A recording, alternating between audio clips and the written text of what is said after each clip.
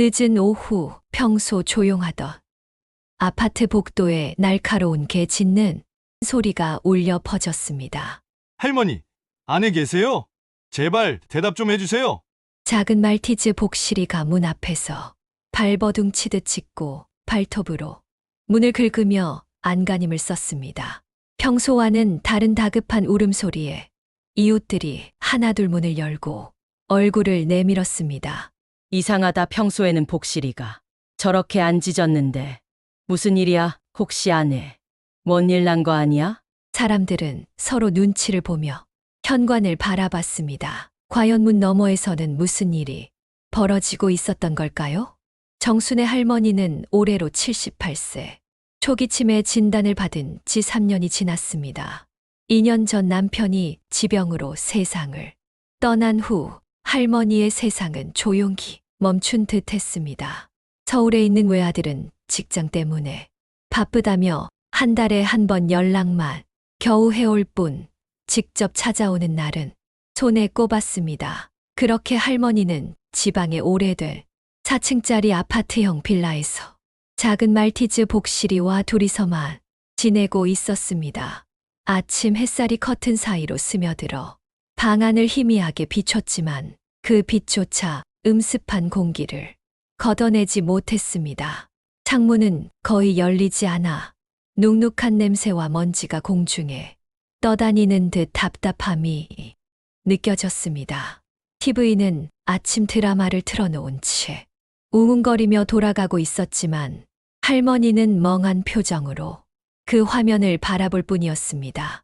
가끔씩 중얼거리듯 영감이 밥은 먹었나 라는 말을 내뱉곤 했습니다. 남편이 세상을 떠난 지 오래됐다는 사실조차 잊어버린 듯 했습니다. 식탁 위에는 먹다 만 찬밥 그릇과 반쯤 남은 김치 접시, 그리고 닫히지 않은 약통이 그대로 놓여 있었습니다.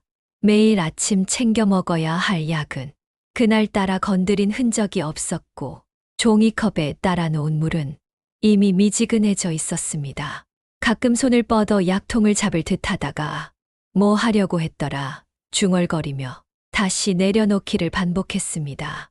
복실이는 그 모습을 말없이 지켜보고 있었습니다.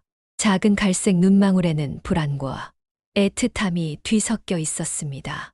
할머니 곁으로 다가가 앞발로 슬쩍 무릎을 건드리며 할머니, 약 드셔야 해요라는 듯 꼬리를 흔들었지만 할머니는 여전히 멍하니 TV만 바라보았습니다. 집안에는 시계 초침이 딱딱하며 규칙적으로 움직이는 소리만 공기를 채웠습니다.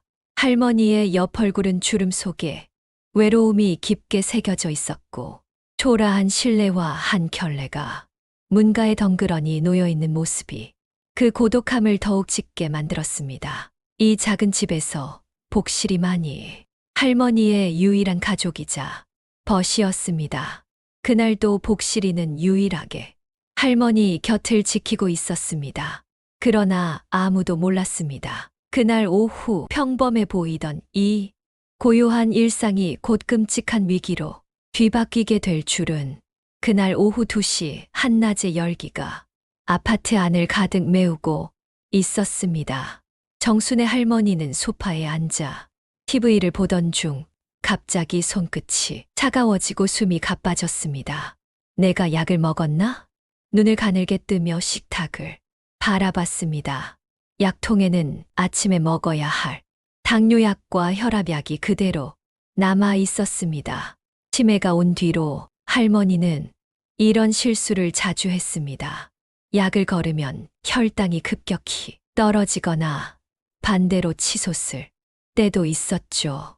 할머니의 심장이 갑자기 쿵쿵 뛰기 시작했고 이마에는 땀이 송골송골 맺혔습니다.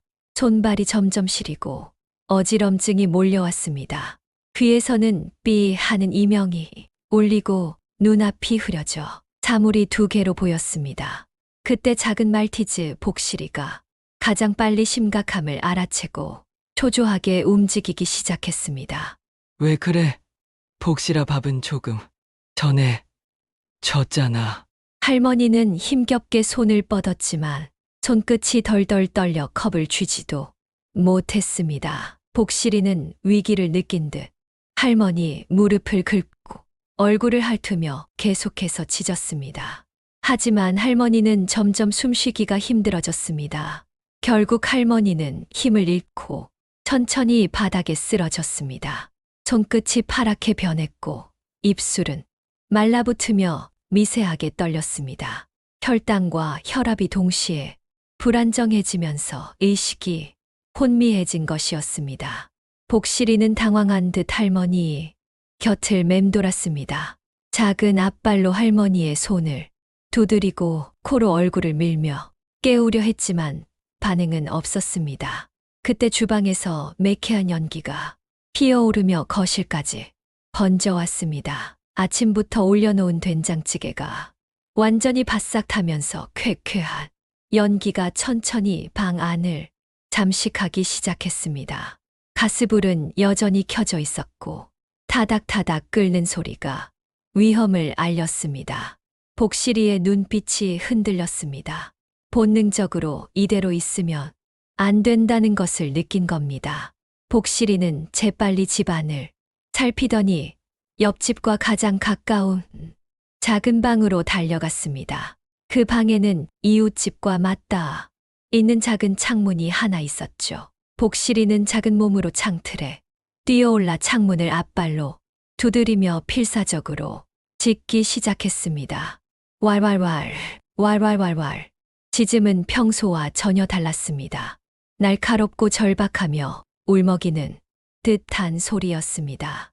창문을 마구 긁고 앞발로 탕탕 두드리며 마치 살려주세요, 빨리 와주세요 라고 외치는 듯 했습니다. 그 울부짖음이 계속되자 옆집 이웃이 의아해하며 창문을 열었습니다.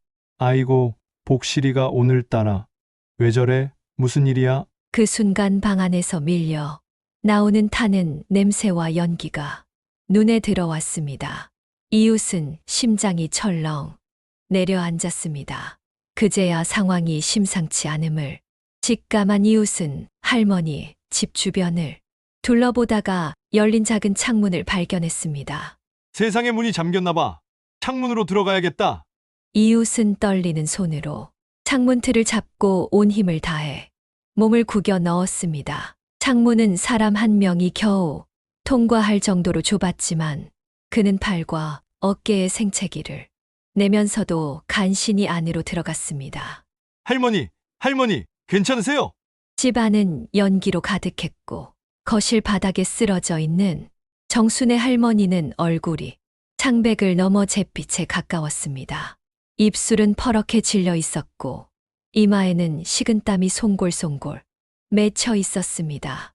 마른 숨을 몰아쉬면서도 제대로 호흡을 하지 못했고 손가락은 차갑게 굳어 있었습니다. 이웃은 순간적으로 숨이 멎는 듯한 공포를 느꼈습니다. 세상에 혈당이 떨어진 건가?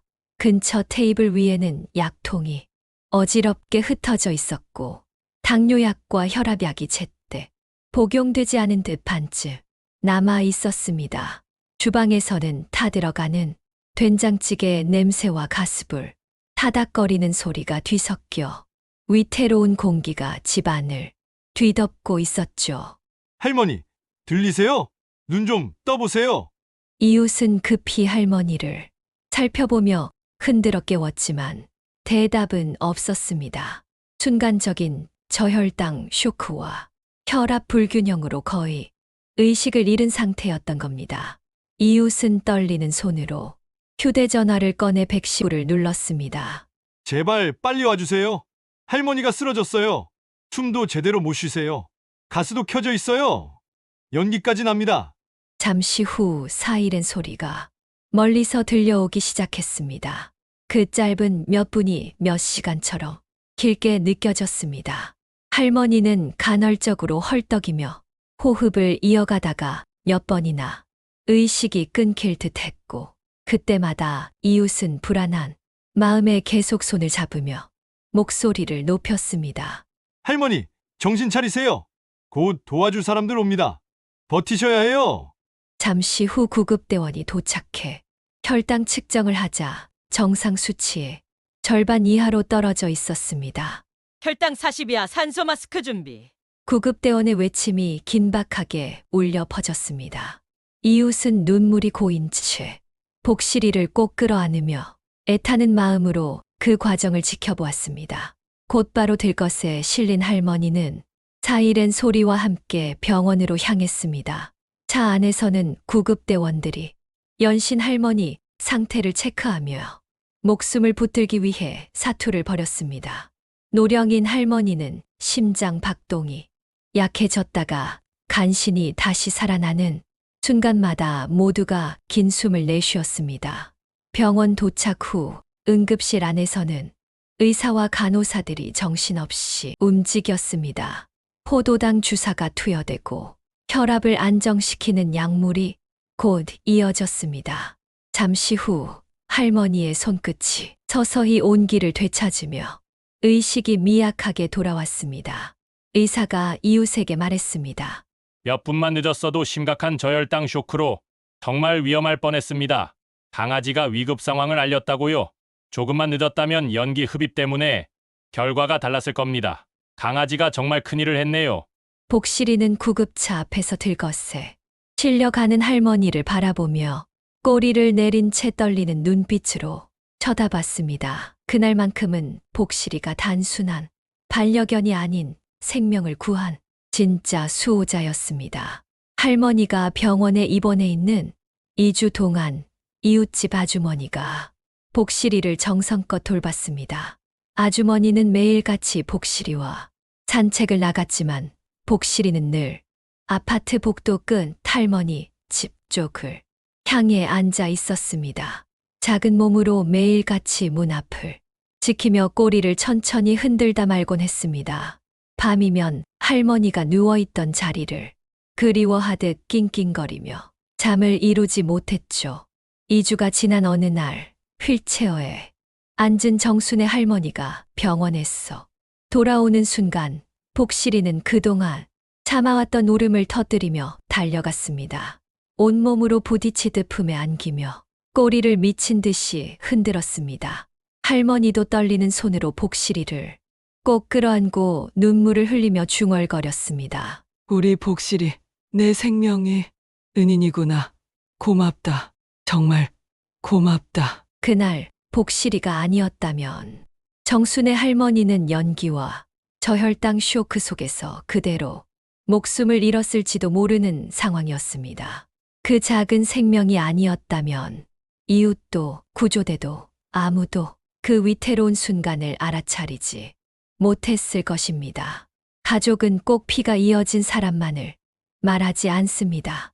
그날 작은 말티즈 복실이가 보여준 사랑과 헌신은 어떤 인간의 손길보다도 빠르고 강하게 한 생명을 붙잡아 주었습니다. 때론 우리가 주는 사랑이 아니라 그들이 우리에게 주는 사랑이 더 깊고 더 순수하다는 걸 느끼게 되죠. 혹시 여러분 주변에도 혼자 지내는 어르신이나 도움을 기다리는 가족, 그리고 묵묵히 곁을 지켜주는 반려동물이 있나요? 오늘 하루 작은 관심과 사랑을 전해보세요. 그 마음이 언젠가 누군가의 생명을 살리는 기적이 될지도 모릅니다. 앞으로도 이막수첩에서 여러분 가슴에 오래 남을 이야기들로 찾아뵙겠습니다. 좋아요는 힘이 되고 구독은 인연이 됩니다. 여러분의 소중한 경험도 댓글로 나눠주세요. 함께 지혜를 나누는 채널이 되었으면 합니다. 감사합니다.